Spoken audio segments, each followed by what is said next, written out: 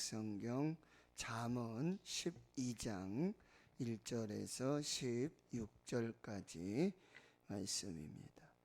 922페이지 잠언 12장 1절에서 16절까지 말씀. 자, 하느님의 말씀을 함께 한 목소리로 읽겠습니다.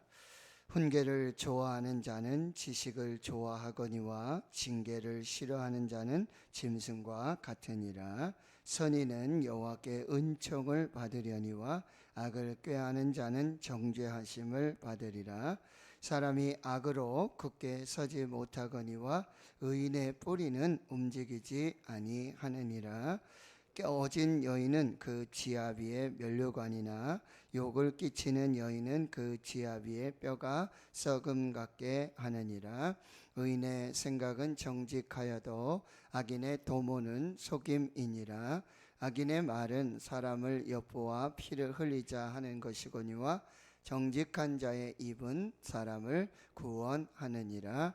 악인은 엎드러져서 소멸되려니와 의인의 집은 서 있으리라. 사람은 그 지혜대로 칭찬을 받으려니와 마음이 굽은 자는 멸시를 받으리라.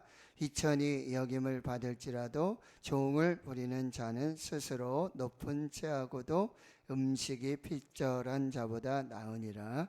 의인은 자기의 가축의 생명을 돌보나 악인의 긍휼은 잔인하니라. 자기의 토지를 경작하는 자는 먹을 것이 많거니와 방탕한 것을 따르는 자는 지혜가 없느니라. 악인은 불의의 이익을 탐하나 의인은 그 뿌리로 말미암아 결실하느니라. 악인은 입술의 허물로 말미암아 그물에 걸려도 의인은 환난에서 벗어나느니라. 사람은 입의 열매로 말미암아 복록에 족하며 그 손이 행하는 대로 자기가 받느니라. 미련한 자는 자기 행위를 바른 줄로 여기나 지혜로운 자는 권고를 듣느니라. 미련한 자는 당장 분노를 나타내거니와 슬기로운 자는 수욕을 참느니라. 아멘. 잠언 10장에서부터 이 솔로몬의 잠언이 계속 되어지고 있습니다. 10장, 11장, 12장. 우리에게 지혜로운 신앙생활이 무엇인가, 슬기로운 신앙생활이 무엇인가를 계속해서 말씀해 주고 있는데요. 오늘 첫 번째는요, 12장 1절에 훈계를 좋아하는 자는 지식을 좋아하거니와 징계를 싫어하는 자는 짐승과 같으니라. 이 슬기로운 신앙의 첫 번째는 이 하나님을 경외함으로 하나님의 훈계와 그 말씀을 잘 듣는 사람입니다. 훈계를 좋아하는 사람은 그리 많지 않습니다.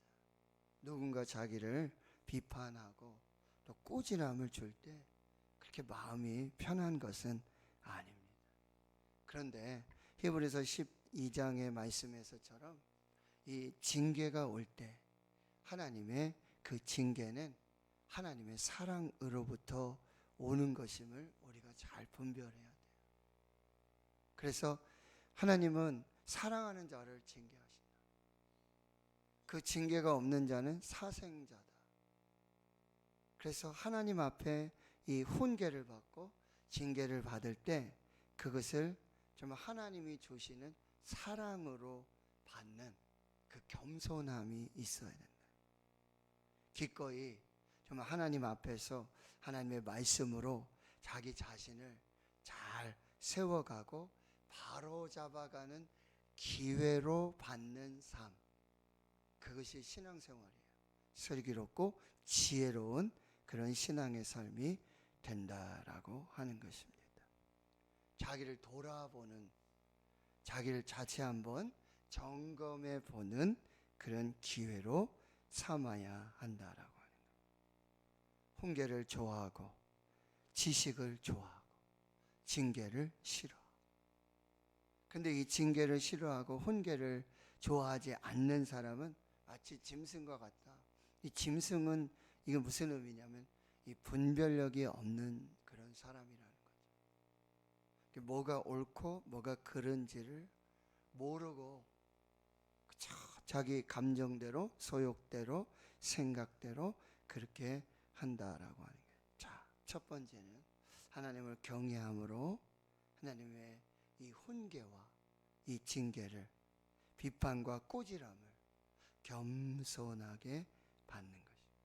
그래서 15절에 보면 미련한 자는 자기가 행위가 바른 줄로 알아요.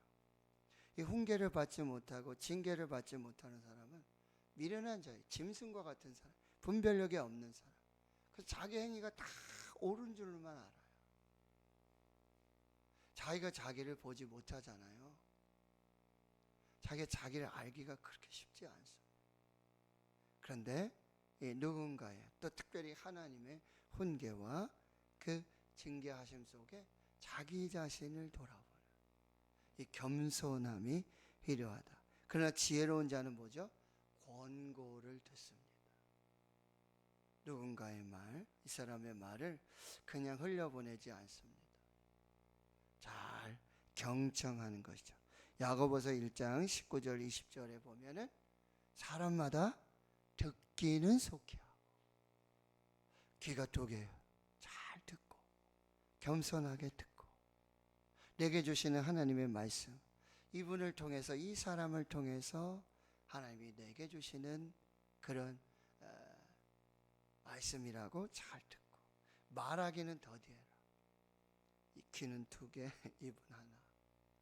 사람의 성내는 것이 하나님의 의를 이루지 못한다.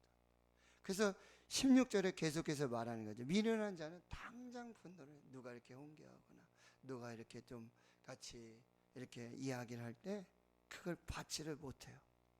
그냥 감정적으로 그냥 바로바로 대응을 하고 마는 거죠.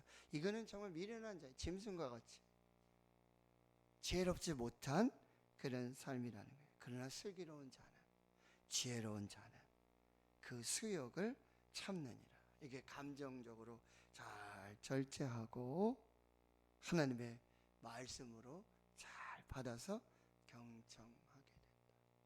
자, 오늘도 수없이 우리는 많은 말들을 듣게 돼요. 자기 자신에 대한 얘기도 듣고 누군가에게 또 듣기도 하고, 그럴 때 이게 하나님이 나에게 주시는 그런 말씀은 아닐까. 이 분을 통해서, 이 사람을 통해서 말씀하시는 하나님의 말씀은 아닐까. 어떤 한 장로님의 그런 고백을 들었어요. 누군가 어떤 장로님을 통해서 이 하나님의 음성을 들었다는 거죠. 그래서 깊이 경청하고 그것을 그러면 어떻게 내가 하나님의 말씀으로 받아서 어떻게 할까를 고민하면서 저하고도 얘기하고 그래하면서 이렇게 하면 좋겠습니다, 목사님 하는 그런 지혜로운, 정말 슬기롭게 그렇게 하나님 앞에서 믿음을 지키시는 모습을 보고 제가 많이 참 도전을 받고 감동을 받았던 그런 기억이 있습니다. 자, 두 번째는요, 바로 3절 말씀인데요, 우리가 누구에게 우리 인생의 뿌리를 두고 사느냐, 누구에게 인생의 뿌리를 두느냐, 어디에 두느냐, 이게 참 중요하다는 게 3절에 보면 사람이 악으로서는 굳게 서지 못하거니와 의인의 뿌리는 움직이지 아니하느니라. 성경에는 여러분 이 의인의 그런 삶을 아주 뿌리가 튼튼해서 뿌리가 아주 깊어서 그렇게 아주 견고한 신앙을 가지고 있는 그런 뿌리가 깊은 그런 신앙으로 비유해 주고 있는데요, 과연 우리가 어디에다 뿌리를 내리고 누구에게 뿌리를 내리고 무엇으로 정말 이렇게 신앙의 뿌리를 삼고 사느냐, 이게 중요하다는 거죠.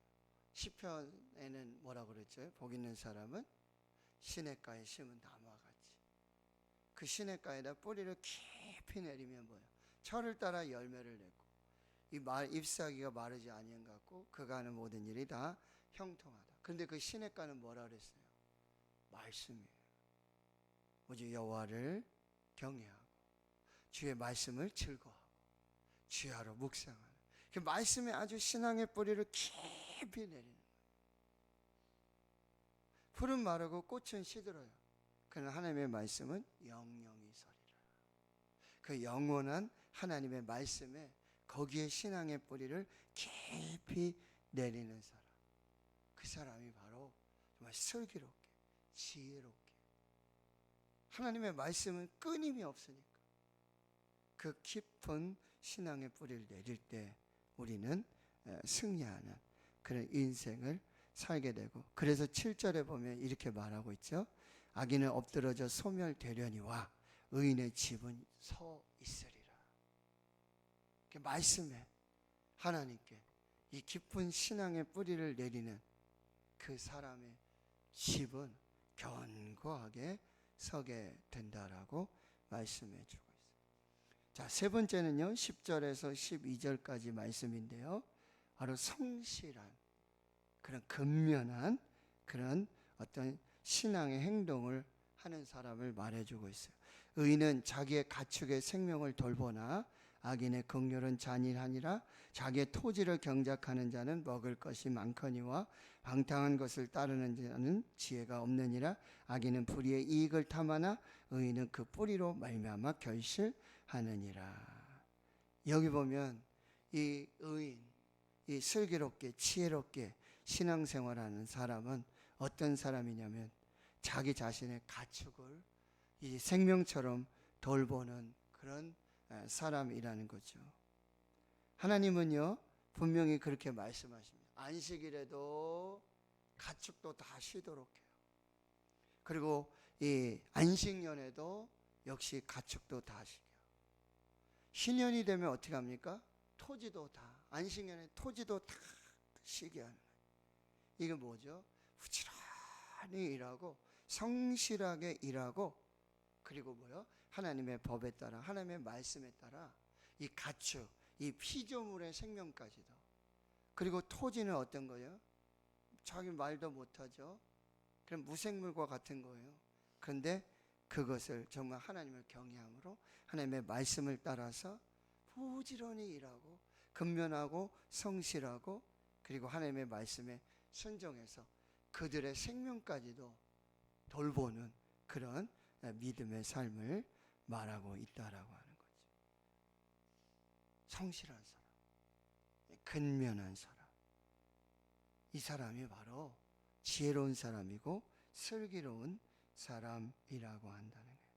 가축의 생명까지도 돌보며 자기 토지까지도 정말 하나님의 마음으로 섬기는 그 사람에게는 하나님께서 어떻게 해주십니까? 먹을 것이요 많게 하세요. 근면한 사람, 성실한 사람, 사람은요 뭘 해도 정말 하나님께서 주시는 은혜가 있다는 거예요. 그런데 방탕한 것을 따르는 사람, 이 방탕은요 하나님 주신 시간을 허비하는 사람, 아무 의미 없이 가치 없이 그렇게 게으르고 연약하게 살아가는 그 사람을 말하고 있습니다.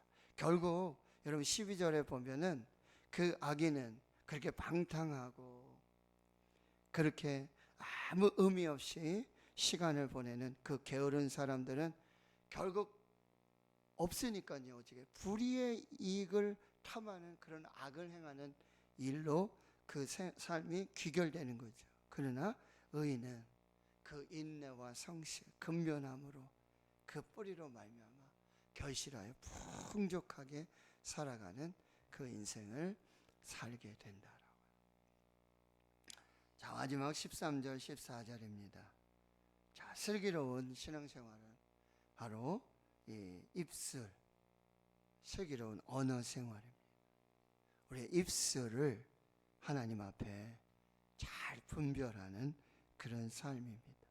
그래서 악인은 입술의 허물로 말미암아 그물에 걸려요. 말을 많이 하고 말을 이렇게 저렇게 옳게 하지 않고 시작이 다르고 끝이 다르고 여기 이 말하고 저기 저 말하고 결국 그 말에 대해서 뭐요? 스스로 그물에 걸려서 올무에 걸려서 그런 어려움을 당하게 된다라고 하는 거죠. 결국 그들은 여러분 6절에 보시면 이런 말들을 해요. 악인의 말은 사람을 엿보아 피를 흘리자. 악한 말을 해요. 사람을 죽이는 말을 하는 거예요. 예? 말에 여러분 생명이 있고 말에 능력이 있고 말에 권세가 있어요. 하나님 말씀으로 천지를 창조하셨어요. 그대로 됩니다. 근데 악인은 어떤 말을 하냐면은 피를 흘리자. 좀 이 사람 죽이자. 말로 사람을 죽이는 거예요. 여러분, 폭력 중에 정말 어려운 폭력, 나쁜 폭력은 어느 폭력? 그 자녀들에 대해서, 우리의 형제와 자매들에 대해서 이 입술을 여러분 파수꾼을 세워서 분별해야 되는데, 6절 하반절에 보면 정직한 자의 입은 사람을 구원하는, 사람을 살리는, 사람의 생명을 그렇게 보존하는 역할들을 하게 되어진다라고 하는 것. 이것을 여러분이 잘 분별해야 돼요. 13절 하반절은 의인은 환난에서 벗어나는, 이 말 한마디로 천냥빛을 갚고요, 이 말, 경우에 맞는 말, 때에 맞는 말, 정말 사람 살리는 말, 은혜로운 말, 축복의 말, 지혜로운 말들, 사랑의 말들, 이 말들을 통해서 하나님께서 은혜를 베풀어 주시고, 14절 말씀합니다. 사람은 입의 열매로 말미암아 복록에 족하며 그 손이 행하는 대로 자기가 받느니라. 입술의 열매를 먹게 된다는 거죠. 말한 대로 그렇게 하나님이 행하신다라고 하는.